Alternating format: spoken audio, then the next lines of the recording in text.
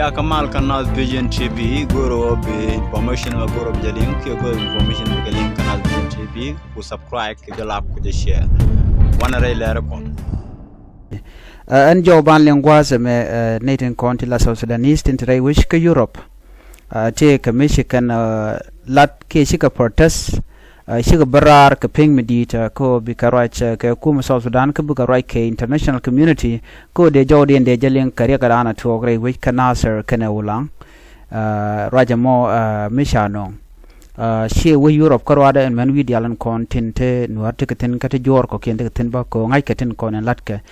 ne diala to she kan ta dana she kum ke ma yadit kan ji Uganda ta dan na kan nuari ge she chup ka ka chike turun dial kan ge jek she kan ko lat ko din she kan ngai kan ngai kan shu man tama ko nana ka social media ba ko lat ko din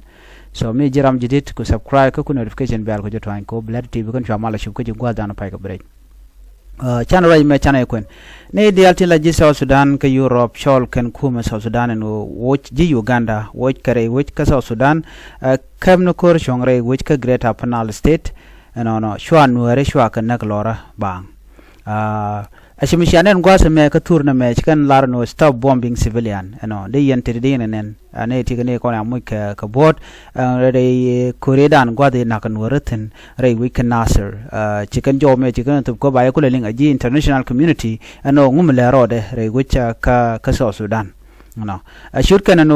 ji Uganda ke jen ji Uganda ke chingure which ka South Sudan especially ka jite ka Greater Penal State ka ke juba ka woike ka loike joko ka loy wedian chikarwach mo chikana European kan South Sudanese communities tintere we ka Europe ko de kan the international community de kan mandan le rode genocide en kwa care rode kirme yadit re winore ke Greater Penal State show mane western quarter ka western bargazal aweka mayom ke United State godi ala toten content kirme yadi chede che nangtin ko banwer bakanak kana jor ko kin kono loke roide chajo kono de ja kapchong shine di ala shiga protest ke shiga barar ko bekana nyodwin mona no malat ke ka South Sudan che chong amejak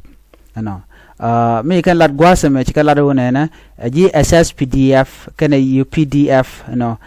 tin chare te ko ne de konte nakana ke gunship ki de nakana ke chemically re wicha kanasir kan dial de gorno de ka kaf international community ko de ne dial konte sha gar tiene sha kanak de ka yikte ko ngore konan la ne la criminal la ka kap ke ja ko kare ne alangot kan gam bo kan shu man tama re duaran ko ne ko lanwari ka kirma yadit kan Uganda People Defense Force kan den kon na ko kon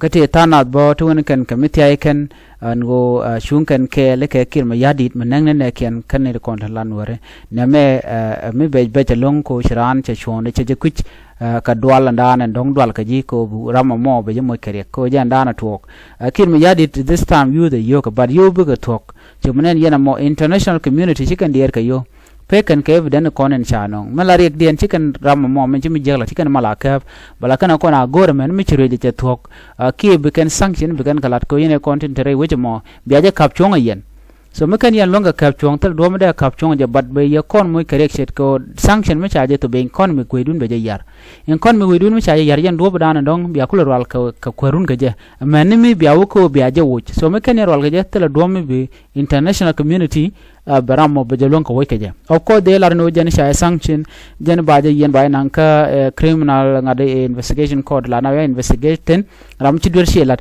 te dial to la welat ka after dar chete wan ja ke ko je but no